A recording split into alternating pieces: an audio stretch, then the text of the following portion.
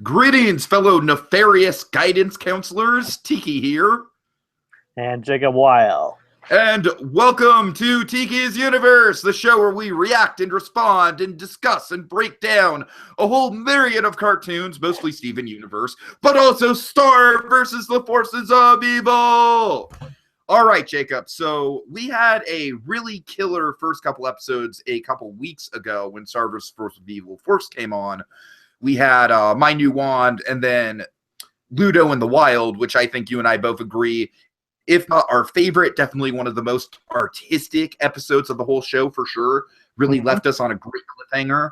That cliffhanger has not come back thus far, which that's kind of to be expected. It's a big kind of game-changing cliffhanger, and I think they might bring it back next week's episode. We'll see. But in the meantime, folks, I was at Disneyland for last week. I told you guys we were going to get to it maybe hopefully late last week. We didn't do that. So I apologize for this being so late. We're definitely going to crack out the episodes from last week tonight, Mr. Candle Cares, and then Red Belt. And then hopefully down the line, maybe like Friday or Saturday or something like that, we will crack out the other two episodes that came out this past week, and then we'll be all caught up. So I apologize for the delay. All right, Jacob, so let's just get into it. Mr. Candle Cares. Yeah. All right, so let's see. We have this whole setup of the guidance counselor and like the career day at school. Oscar walks out. I must say, Jacob, after an episode that aired this week, I'm a bigger fan of Oscar. Like, I'm really getting into Oscar now.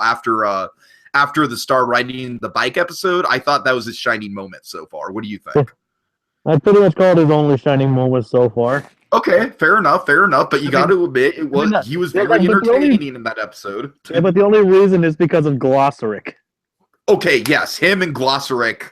First of all, Glossaric is kind of quickly stealing the show. Like, every time he comes on, he's just amazing. But anyways, enough with Oscar. So Oscar comes out. I'm gonna be a musician. Sweet, bro. I'm gonna be a championship swimmer. I was gonna change, but now I guess I don't need to. Yeah.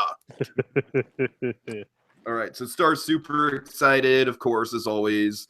I love the visual gag of the ominous cloud of steam coming from Mr. Candle as he sips his coffee. And he's just turned out to be like, a nice, unassuming guy. Or so we think. Oh, God.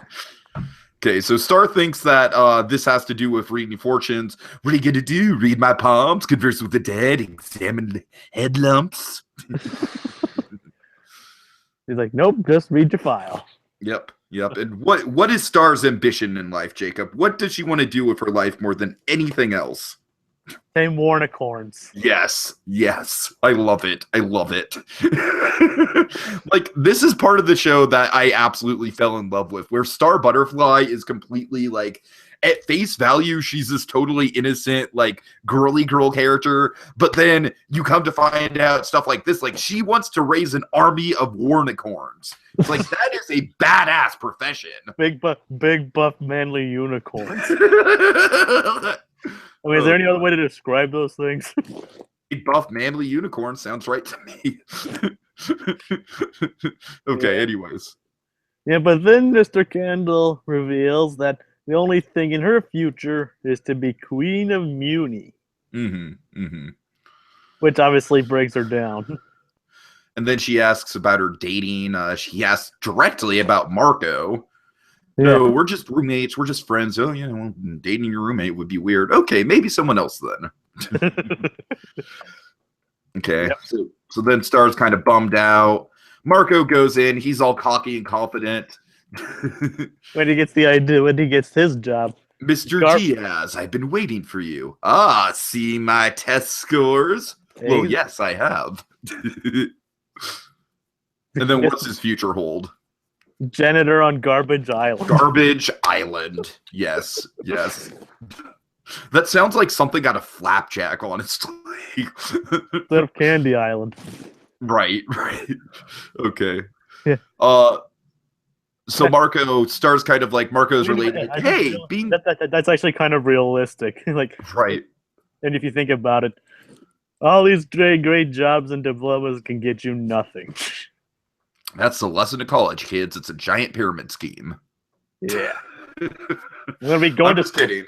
I'm going to I'm school just kidding. soon. As Combat Curl says, stay in school. I'm actually going to school soon anyway, so Oh, I don't want to scare you off of it. trust me. This is my second time, so I'm fine. Right on. anyways. Yep, they both talk about like how Marco thinks that being queen would be. I would love to be queen. Well, he was already a princess, so he wasn't far off. Right. He's like, people wouldn't care what you think. If they would listen to you just because they have to. Mario, please stop talking. And then Mr. Candle kind of ominously slips into the bathroom, and Marco follows him. And then he sees him talking into a toilet. Yes. Where it's revealed, he's talking to Tom. Oh no. Star's demon ex-boyfriend. Oh boy, this can't be good. Okay, I love this how he refers to Star and Marco as Starco. Well, that's their fan name. I get it. I just think it's funny that they actually brought that into the actual show. Yep. Basically dashed it away. Right. Well, I wouldn't say they dashed it away. We just have to see the characters develop. I know, but they not confirming it or denying it just yet. There's no possibility of Starco being a thing. They're completely plutonic. Yep. Stop offering them candy. Yep. And then then Marco goes back to the office. And then Mr. Candle has that gag like, okay, I have to go now. You don't understand. I've got to go. And then Tom's like, flush me first. Yeah, I can see why he'd want that. I mean, I don't know, like, just scientifically speaking, would the urine, like, fall through the portal, like, into Tom's face? Or it would just be, like, Tom doesn't want to see the actual urination happening? Probably a bit of both. Probably a bit of both. All right, I'm looking way too much into this.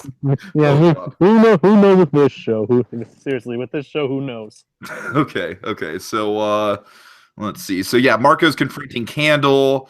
And this comes the famous line, Star and I become smooch buddies. Oh God, that's right on the lips. German, Italian, Polynesian. Yep. Then we have the clock, the cat clock with the eyes darting back and forth. That's revealed to be Tom. It explodes, and Tom is kind of in a rage. Yep. And he takes Margot back to the underworld. Ooh. Okay, so meanwhile, Star is studying her guidebook, and the women in them, my God, I agree with Star. They look miserable. Like, seriously, this is the fascinating thing about the show, is that every time they actually depict royalty like how it's supposed to be depicted, it looks depressing as hell. And that's definitely like an undercurrent theme of the show, I think. And she even asked her mother if she's happy. Right. I love how when she calls mom, what did you do? Nothing. Not yet. And, that's like every time she calls her mom now, she's always like, what did you do? That's pretty much the running gag now. Yeah. She's making a lot more appearances now. Star asks her if she has warnicorns. Joffrey, do I have any warnicorns? 19. You have 19, madam. Oh, apparently I have 19. Yeah, apparently that she can't do anything with them though, which doesn't thrill Star very much. Okay, so Star goes for a hair buzzer, and nothing good ever comes of teenage girls with a hair buzzer. At least she has magic to fix it. Oh God. But down in the underworld, Star, it can be confirmed that Star officially, like, if she hadn't before, she now officially loses her mind. If she hasn't before, but that's a big if. Yeah. If not, she's definitely a lot further along than she was before. Oh yeah.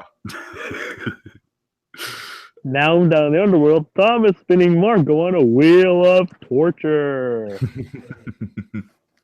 Well, he discovers that Marco has been lying.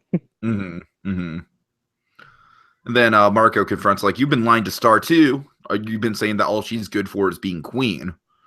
Then Tom's just like, you know too much. Now I've got to destroy you. And then they decide to play it out like if have a game. Whoever wins, basically Tom says, only I will win. There's a bunch of options for the Battle of the Death. There's the dueling battle axes, the rhino joust, and my personal favorites, the pear grenades of anguish. But what do they settle on? Ping pong.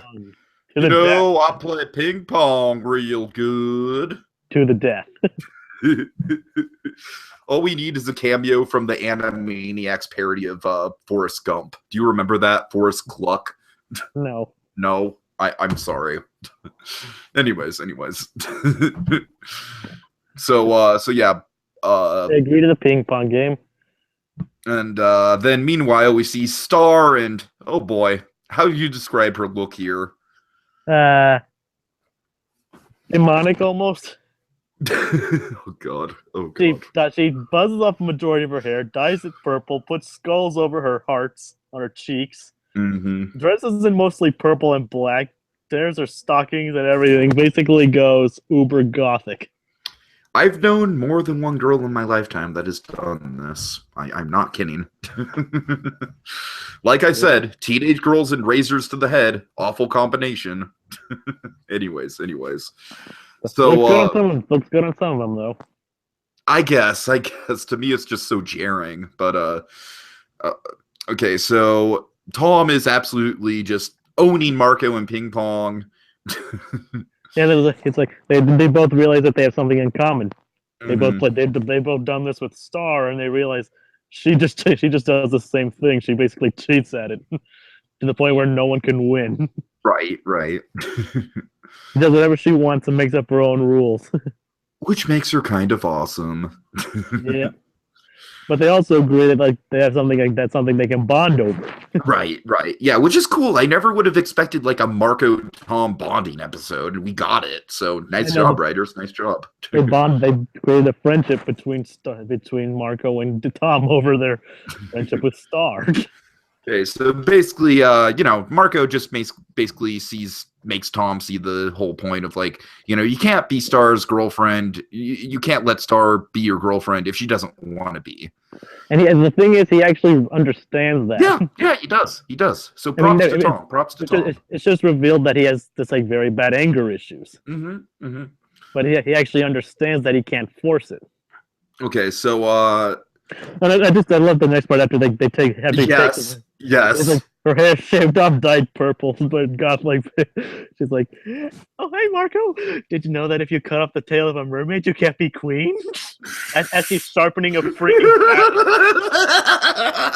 No, that's what I'm talking about. That is where the show just doesn't mind going like overtly dark. She's sharpening a freaking battle axe. And then Marco's like, "No, Star, you don't have to do that."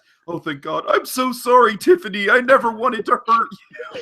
Yeah, but she was going to. And then we see the most nonchalant mermaid just hanging out in this giant glass tank, like listening to headphones. Oh, God. Yeah, and Star was going to cut off her. Yeah, that is definitely the gag of the episode, for sure. Like, and did you notice her eye twitch? Yes. She was like, oh, "Hi, Marco." I mean, that's the point where she went off the deep end. Okay, so she was willing to almost commit murder not to be queen.